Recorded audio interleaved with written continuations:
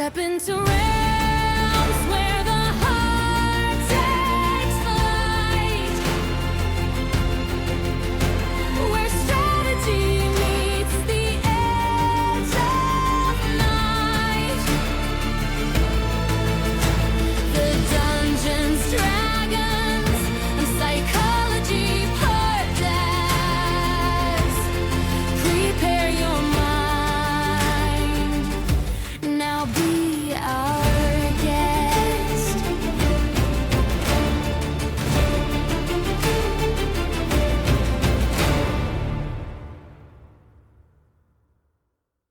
How would you respond if I asked you the question, how do you win at Dungeons and Dragons or any other tabletop role-playing game? You might say that you can win by defeating an encounter or finishing an adventure, or you might say that you could win at character creation by making the most effective character in the party. My name is Robert Walker, author of Session Zero, the DMG to writing great campaigns in any system, and this is my show where I teach collaborative storytellers how to create memorable campaigns using psychology, and today we are going to focus on what it means to win at D&D. So let's go ahead and meet our guests and start talking about some of the ways we have uncovered that winning happens in tabletop role-playing games. I'm Nate Pohl.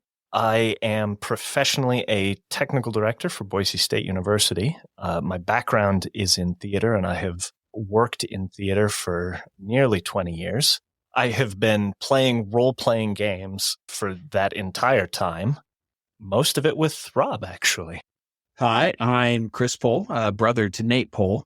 I've been playing Dungeons and Dragons since high school. I've been playing computer games before that. Baldur's Gate 2, Throne of Ball, Diablo 2. I am professionally a toxicologist with a medical device company, and I love D&D and I love games. Okay, so today we are talking about winning Dungeons and Dragons or winning your TTRPG. Definitely, as we're discussing this concept before we started recording, we're finding out how many different things that can actually mean.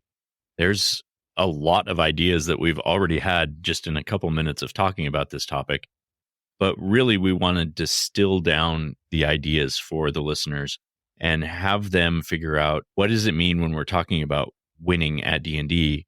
And I think we've come up with kind of two basic things that it means. Go ahead, Nate. Why don't you share what we've talked about on that? Sure, yeah. I think at its base level, it's kind of the goal of every game is to sort of win the game by figuring out whatever sort of mystery is involved in the story and sort of beating whatever big bad evil guy is causing whatever evil that the party is trying to solve.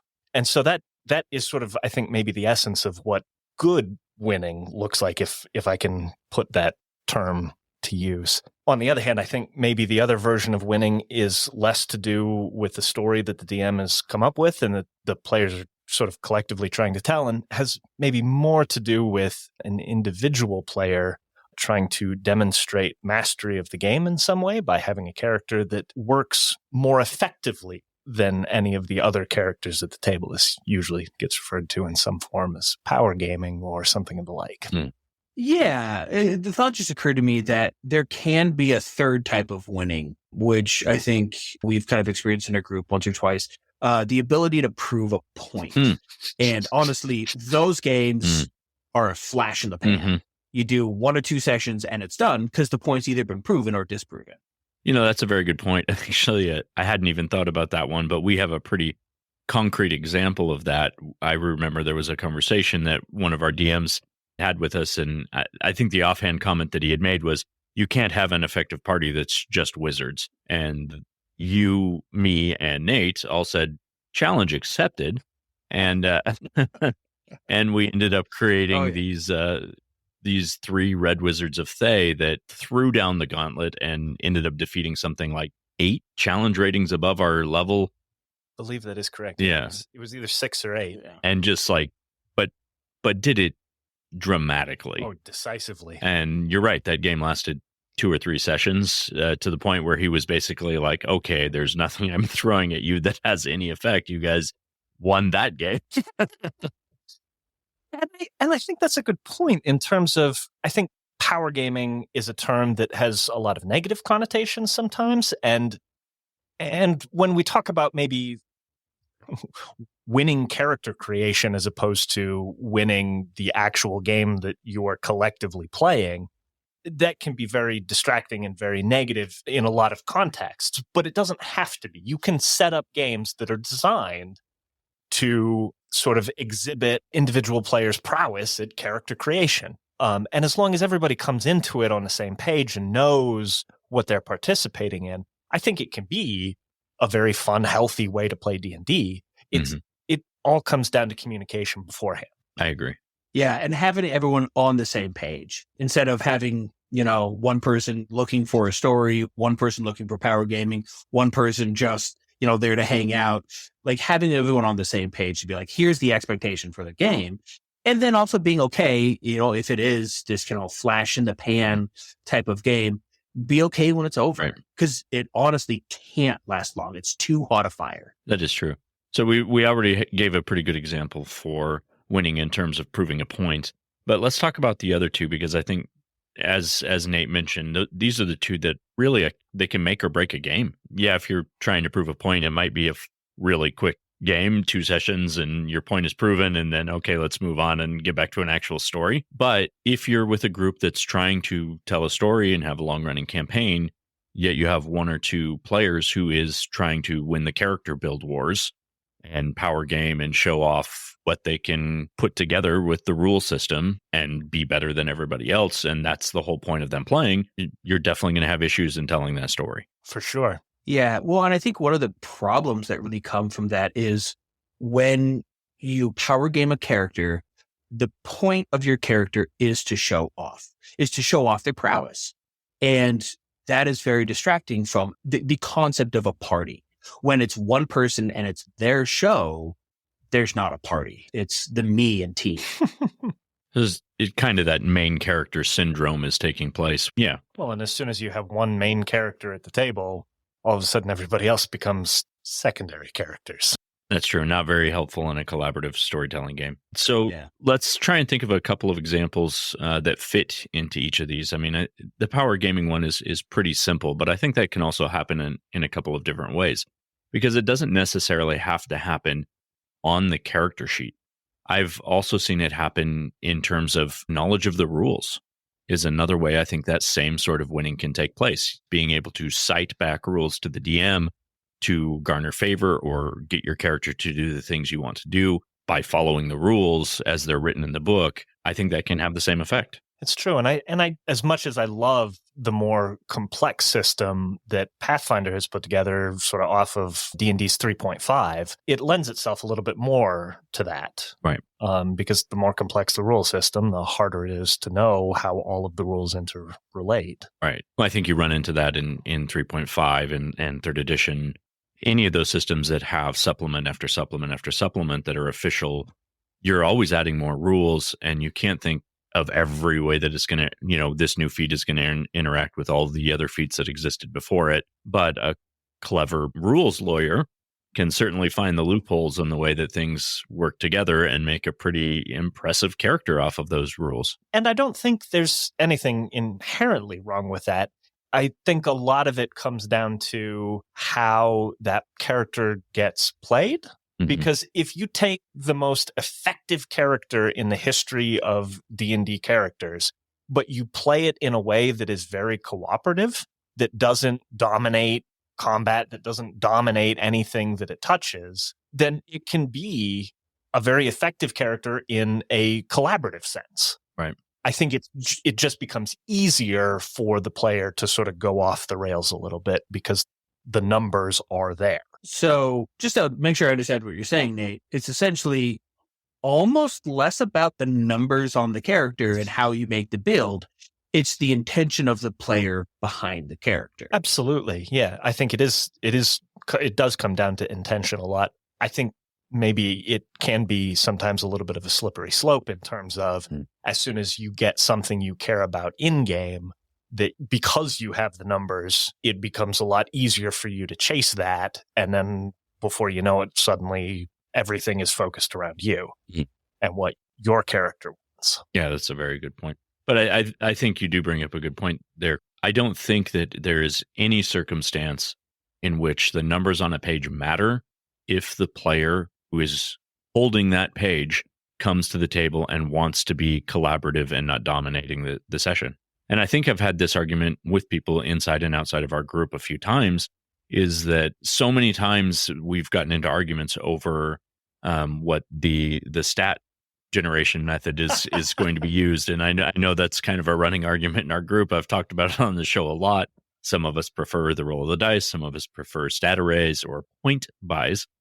However, I guess my argument has kind of always been, when it comes down to it, it doesn't really matter. Like, the story is what is, important to me. And I like the randomness that comes with stat rolls because it forces you to compensate for weaknesses and forces you to play with things that you wouldn't get in the other methods, like having a 4 in a stat that now all of a sudden you have some sort of serious, drastic setback that you have to learn to deal with, and it makes a really interesting role play. Do you think that the stat method really plays much into the ability to power game to try and win a game, or do you think it's more rules based? Is it a balance? I think that a true inveterate power gamer will always find a way to min-max. I think the stats just make it easier to do so sometimes. Yeah. Because, if you're rolling stats, then maybe they don't come into it with a character build in mind, but they go and find a character build that those stats really work for. Yeah. With a point buy system, they come in knowing exactly how they're going to distribute their stats to get the most effective character. Truly, in the end, I don't think it changes much. What really matters is the attitude that comes in with the player. So can I ask a question? It almost is sounding like winning is less about having the most powerful character. It almost sounds like it's more about controlling the situation than other people have control of the situation. Does that make sense? Yeah, absolutely. But I think in the end, it all comes down to force a little bit. Mm-hmm. And it's about whoever has the force, whether it's force of numbers, force of personality, force of whatever, to sort of direct the game in the direction that they want to go at the expense of the direction that everybody else wants the game to go. Mm-hmm. Well, and I was thinking about a specific example. There was one time I had a paladin where we had captured a goblin. We were trying to get information from him. I was refusing torture, and someone just came up and shanked the goblin in the back when I told him, you will go to jail, but you will not be killed. And so it's almost like someone else was forcing my hand with my paladin oath at that point because my oath had been broken. I think that's an example of, maybe this power game aspect that we're talking about in terms of taking control of the game at the expense of the party. Yeah. But, how that leads into winning is, almost it's about having the attention focused on them, be it through being a powerful character, be it through depriving other people of choices, or be it through, I'm just going to do what I want and y'all can deal with it. But that's almost where it seems like this winning idea is coming from like a power game perspective. Yeah, I think you're right. I think that would fall into this category. It is sort of controlling the narrative of the game by one person and definitely not playing collaboratively. But we've talked a lot about ways that a player can try and win the narrative or win the game as a power gamer just for the betterment of themselves. Let's shift and focus and talk a little bit about what does it look like when you are having a collaborative story of players trying to win the story or be victorious in their goals, because that is a very different way of winning the game. And I think it's definitely, almost without question, a more conducive to having a good time. Absolutely. It's way more satisfying to win as a group, in my opinion. And I think that the key comes down to using whatever character you have built, whether it's super optimized or whether it's thrown together. It's about what you support as a character. And if you are supporting the goals of the other players, then you are sort of supporting the group as a whole, and you're not going off and doing your own thing, or you're not trying to force what you want to happen on the situation. If you go into, say, a combat and you go in with the goal of making another character as effective as possible, you're going to make them look good, and they are probably going to have more fun. So even if you are power gamed out the max, if you do it with the goal of making other people look good, it's more likely to work out. And the effect that it will have on their opinion of your character is going to be entirely the opposite of using that power game to just focus the story on yourself. Absolutely. Yeah. Absolutely. I don't know, confession time, I guess. I tend a little bit towards the power game end of things myself. I enjoy the numbers. I like putting together very effective characters.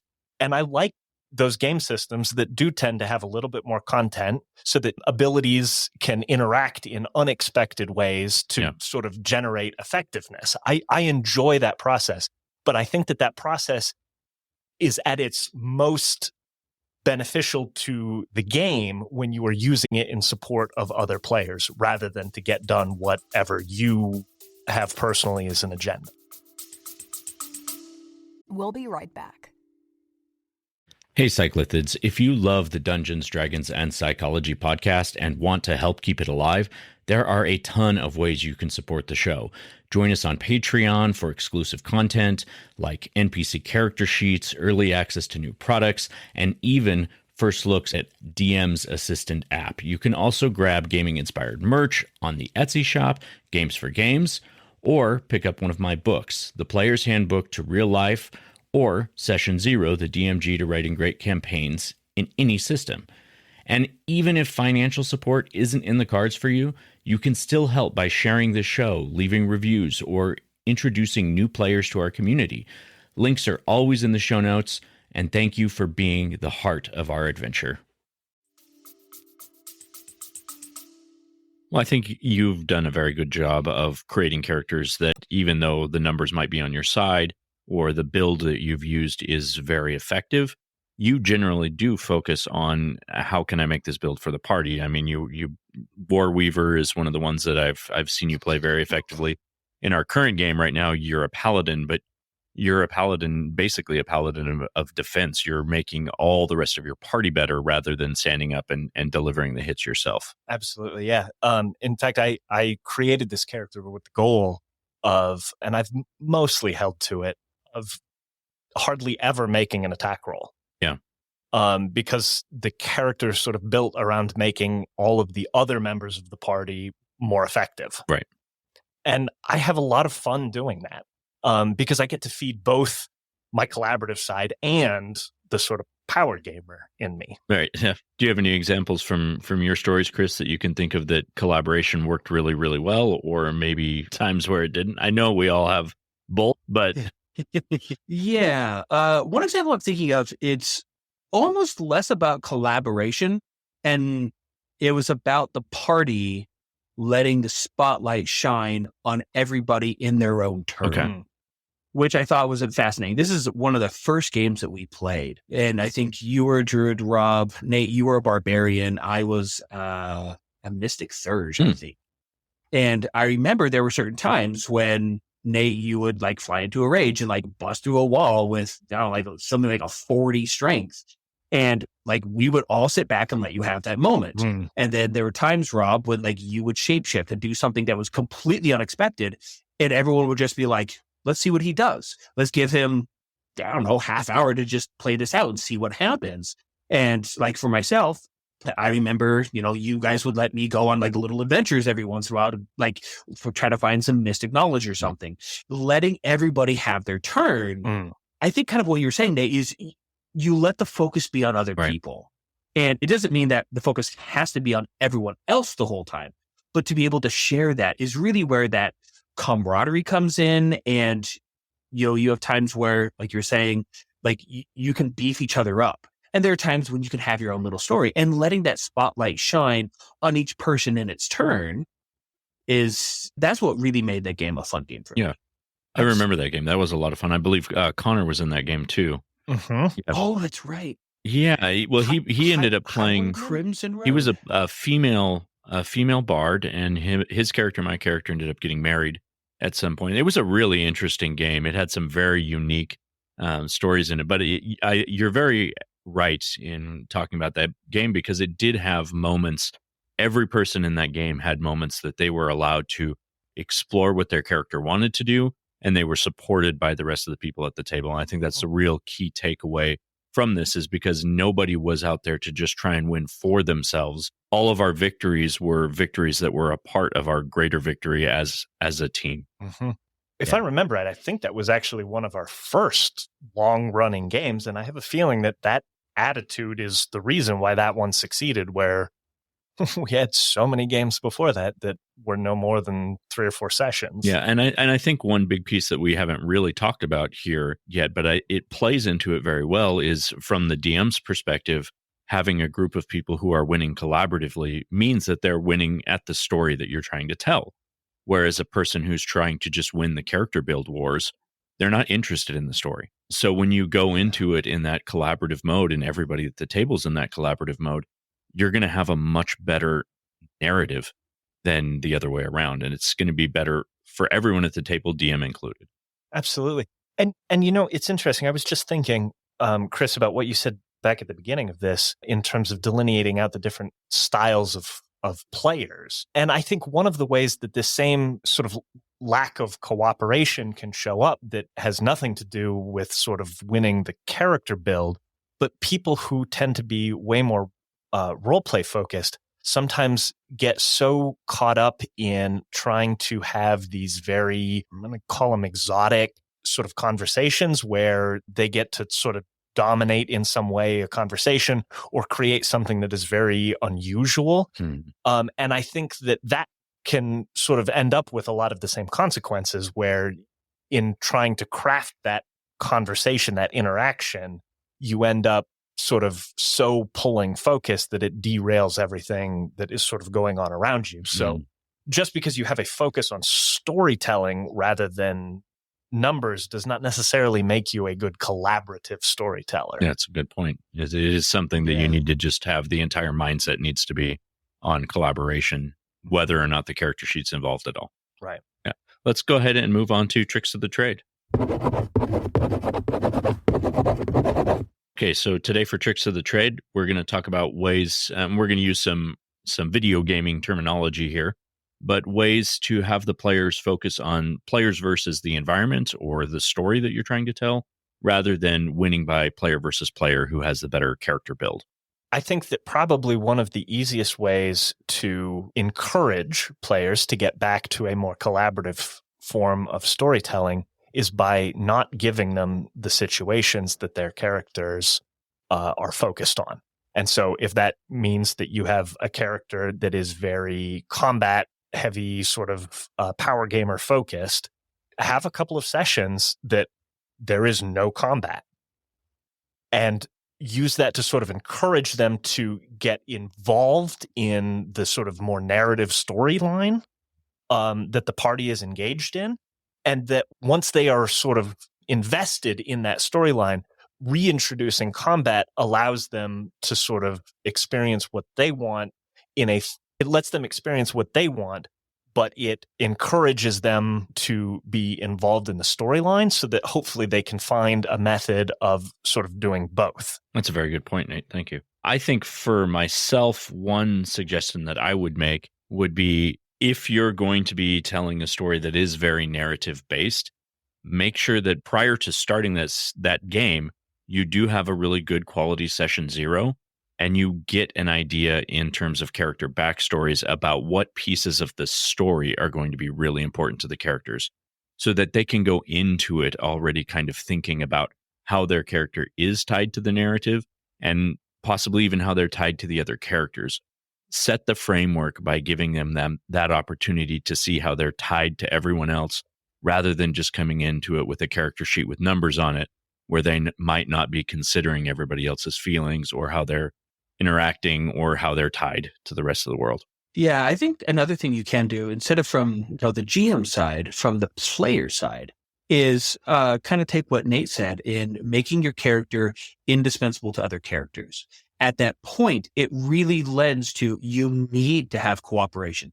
You want your character to be powerful? Well, guess what? You need someone else to be even more powerful, and really rely on that dynamic of cooperation builds more power than just try to rely on, kind of mitigating the situation so that the character feels like they have to branch out more. Yeah. Excellent point. Awesome. Well, thank you guys for joining me today. I'm going to have Nate and Chris on again in a couple of weeks, so they will be back with me. We're going to be talking about, what was our topic that we were going into? The power of Yes, three. The power of three. That should be a lot of fun. Actually, we're going to be seeing that in 2 weeks from today. So tune in. Let's head over to our knowledge check. For today's knowledge check, we're going to look at an article called The Psychology of Ongoing Excellence, an NCAA coach's perspective on winning consecutive multiple national championships.